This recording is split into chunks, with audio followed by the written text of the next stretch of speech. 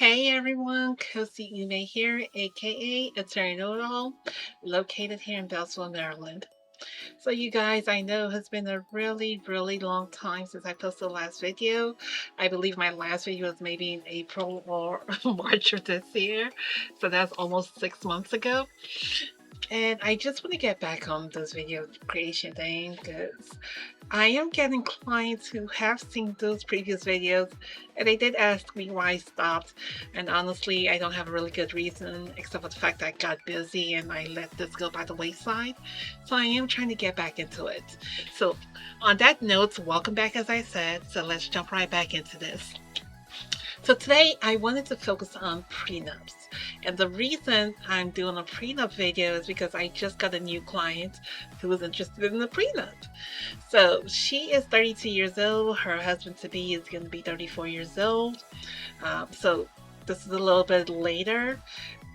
Well, later than I guess the average marriage. I think the average age of marriage in the United States is in the like 28 to 29. So it's a little bit later, but not that much later. But anyway, they're thinking about getting prenups upon their marriage. So they're both in the tech industry, so they both relatively making good enough money. He does make slightly, well, not slightly, a little bit more than slightly more than what she makes. And the plan is they're thinking about having 2 or 3 children after their marriage. And she would like to be able to stay home with the children, at least until they go off to kindergarten. So we're looking at age 4 or 5, depending on where they live and depending on when the kids are born. Uh, but the issue with this is that if they do have 2 kids, let's say they just have 2 kids, she is maybe, and even if they have them back to back years, so let's say she has a child this year and then next year she has another child, she is looking at least 5 to 6 years out of the workforce should she stay home to take care of these children. So the issue is, what if they get divorced? How will she be able to compensate the lost income she basically took on because she chose to stay home with the kids? So to begin, I want to point out that there are so many reasons so many people choose to stay home with the kids. In our area, I know child daycare is really expensive. I have a client, he has one child, 3 years old. Him and his partner are paying $1,700 per month in child daycare.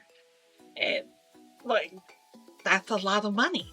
So some people do their math, they go through their calculations, and it just makes more sense for them to for one parent to stay home to take care of the kids because the math just, well, that's what math says. Other people choose to be stay home parents because they can afford to be stay home parents and they do want and they value the input of one parent being home to take care of the kids, especially in those formative years. So everyone has their reasons for staying home. So in her case, we have to come up with a way to make sure that she is financially compensated in case of a divorce in the future. And again, if you're coming to my office requesting a prenup, this is something that's already on your mind. So all my job is to make sure I help you protect yourself as best as possible, because you're already thinking about what happens if we get divorced. And as we know, in the United States right now, almost 50% of all marriages will end in divorce. So I think having a prenup, especially in this day and age, is a very smart thing to do. So on the issue of prenups, one thing I will say is that prenups do seem to be on the rise. Um, so I believe like one of the reasons they claim that prenups are on the rise in the United States is because people are waiting to get married at a later and later age. So imagine being married at, I don't know, at 22 versus being married at 32. At 22, you're coming straight out of college or trade school, whatever it is you did, but you're not making that much money. You're a 22-year-old married a 24-year-old. Both of you are at the very early stages of your career. You're still just figuring things out. There's very little money or retirement interest to be worried about. You probably don't even own a home. In this economy, you probably don't own a home. So there isn't really much there that would require a couple get married at 22 and 24 to get a prenup. But now with my clients, she's 32, he's 34. So they have at least a decade worth of working experience behind them. So a decade worth of earning their own income, building their retirement funds, their savings. They have all these money and sometimes debts behind them, and they have to figure out what's going to happen if we start to A, combine our finances, and B, if there comes a time when we have to separate our finances. So it makes a lot more sense that we see prenups rising over the years, because the age of marriage keeps rising over the years. So people have more to protect the older they get. So, okay, on that note, let's go back to the prenup and what we specifically do to protect the clients.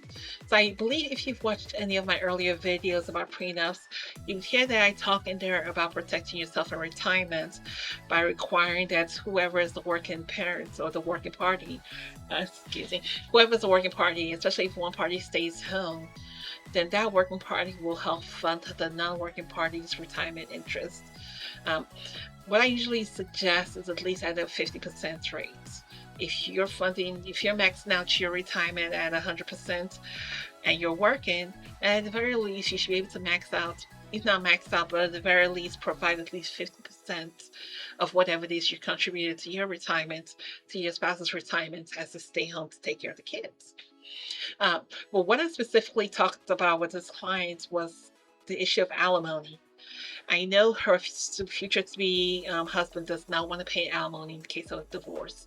And that's completely fine to me, so long as there is a provision in there in the prenup that takes care of her receiving some sort of income while she is married. So, what I'm suggesting in her case is that they set aside a percentage of his income that will be paid directly to her savings account. And this will be a savings account that, in case of a divorce, will be declared non-marital property, and it will state so in the prenup. So, and I'm not suggesting that they do a specific amount. I'm suggesting that they do a percentage. So the percentage of what it should be will obviously vary from couple to couple. Because again, it depends on where you are, how much you're making, and where you are in your career. So percentages will vary from couple to couple.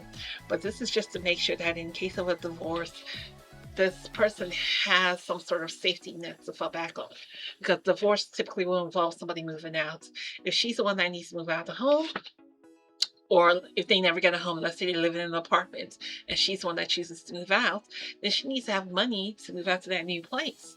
So just if she needs to buy a car, take care of her bills, she needs to have some money there, especially if she wasn't working for 6+ years while raising the children. So, and so I'm just going to give an example, and this is not the percentage I'm aiming for in her case, but I'm just giving the percentage because it'll be easier to do math with. So let's say he's making $100,000 right now, or will be making $100,000 when they have a child. I'm suggesting at least 10% of that income. And again, this is all theoretical. There's a different amount for this couple, but I would say let's suggest 10% of his annual income be put into a savings account for her. And I would suggest either that 10% being paid either quarterly or monthly. I do not recommend waiting until the end of the year to pay this off. That's just too much of a burden to put on the end of the year. Actually, my best recommendation would be to do this by direct deposit. So if any of you work for an employer, you know you have the option to put several bank accounts onto your direct deposit form. So I would recommend just for the 10%, make the company do the work instead of you doing the work. I think you can assign percentage in your direct income brackets. I mean, your direct paycheck, direct deposit income brackets. So when you speak to your employer, just ask that 10% of your bi-weekly pay stubs, that 10% of it goes into this account that's solely your spouse's accounts. So it'll be solely your spouse's accounts that you have no access to. So to me, that will just take care of any mental math either party has to do. And I think it also helps if you don't see the money coming into your bank and then you have to actually take it out of your bank to put it in somebody else's bank. I think mentally that's a little bit easier. So that's what I'm recommending. If you don't want to do true direct deposits, then do it at least monthly or quarterly. Do not do it biannually or yearly, because that's going to be a huge chunk of money that you have to visibly take out of your account to give to somebody else. And I can see how that would lead to some sort of resentment or ill feelings towards the other party. So that's number one thing we're recommending. The number two thing I'm going to recommend is that there should be some sort of safety valves in there. And by that, I mean there needs to be some sort of accommodation to be made for if the other party, the working party, either loses their jobs or decreases their income for some reason. So again, in this wonderful economy, we know we know people are struggling. So some people are losing their jobs, some people are losing their working hours. So I recommend having some provision in there that indicates that if the income goes down by more than 20% due to no fault of the party, then the percentage that's being put into the other party savings account also reduces. I think that's just a safe thing to do, because you don't want to go from making $100,000 to making $80,000, but still having to give out 10% of your income to the opposing party. Again, that will just create some issues of resentment in that relationship. Obviously, there should also be provisions for if that income goes up by over 20%, I think. I think 20% is just a safe line, because I think that's when you really start to feel the change in income. So if it goes up, I wouldn't recommend that a change in a percentage you put into the other party's savings accounts goes up in the same amount that it went down. Excuse me, that it went down if you had, let's say, lost your job. But I would recommend some sort of slight increase. Again, that's what I'm recommending in this case. Let's make some provisions in there about just making sure you're paid while you stay at home, and that there are safety checks in there to make sure that if the income of your spouse changes, so does the percentage they contribute to your savings account. And again, the savings account, actually, if she is really open to this, I would actually recommend it be some sort of trust account. Again, just to protect yourself so that it doesn't get spent during the marriage. Because you can see in a situation when there is like an emergency and he doesn't necessarily want to give the money or has the money planned for something else, that she might feel the need to go into that savings account and use that money when it's really supposed to be just a backup savings account for in case she got divorced.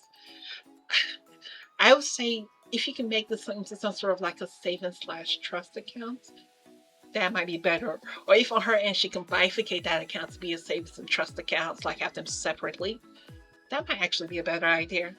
I just thought about that, so I'm gonna look into that and see if I can recommend that to her. Okay, so that's one thing I recommended there. And I think this really helps, especially for somebody who doesn't want to pay alimony in the future. Let's say you're the working spouse and you know you're going to make it a lot more money in the future. And you know that in the future, should you divorce this person, you don't also want to be stuck with alimony. This is a great idea to do. So that way, when your marriage is over, when you guys are not in the best of communication modes, you don't have to worry about still taking care of this person, because you guys have already decided. In the case of divorce, she's already been paid all she's going to be paid, and you don't have to keep shelling out to this person and taking care of them after you've ended your relationship. And I also think this also helps with the retirement issue. If you guys decided that upon a divorce, she's not going to touch your retirement account, you're not going to touch hers. If you have funded that retirement account for her by at least half of what you funded yours, that's something you don't really need to worry about, because she cannot claim that, oh, this is so unfair. I had no money throughout this marriage. I had to rely on this person. No, she can't claim that. You funded, not only did you fund her not only did you fund her retirement accounts, you also funded a savings plan for her that was completely within her control and not within your powers, or not within your control. So I think this is just a fair way to go through this. Excuse me. So those are the two things I'm recommending there, that we that we have her retirement plan funded, and that we have her have a savings account where she only has access to that. And for her savings accounts, I am really going to advise that she needs a financial advisor to find out which ways to make sure that even she isn't tempted to go into that savings account to use to help us for the marital bills. And if she does need to go into that savings account to help out for marital bills, because again, you are married, in case of an emergency, if something really bad does happen at that job, in a true marriage, you both might need to come out of pocket to take care of that, to take care of the marriage. So there might be a time when she does need to access that savings account during the marriage. That's why I would recommend like speaking to a financial advisor. So you can see about that plan I just recommended, the trust account and the savings account. See if you can bifurcate that. Leave a portion of the account to be something you can actually touch, and a portion of the account to be something you cannot touch unless in the case of an event. I mean, in the case of a divorce. So that's what I'm recommending for that prenup. Like, I don't know, I think that's a great idea, but let me know what you think. Feel free to leave a comment, subscribe, even email me if you want to, if that's better for you. And I really do hope you found this helpful. Oh, and the other thing I did want to mention is that beginning November 4th, let me just double check it. November 4th, which is a Tuesday next week, I do plan on going live so I can see if I can have these conversations with anyone who's interested in person. At this point, I don't have that many subscribers, so it just might be me and like one or two other people. But that's even all the better for them because then they can get some free general advice from me. Um, I do plan on going live November 4th at 4 o'clock just to see if there's anyone out there who wants some live advice. And if they don't, I'm still going to give one of these videos then, and we'll just do it that way. So please feel free to tune in November 4th at 4 o'clock. And again, please don't forget to like and subscribe. Let me know. And again, if you have any questions, just let me know. I'll be most glad to answer them. Okay, have a good one. Bye.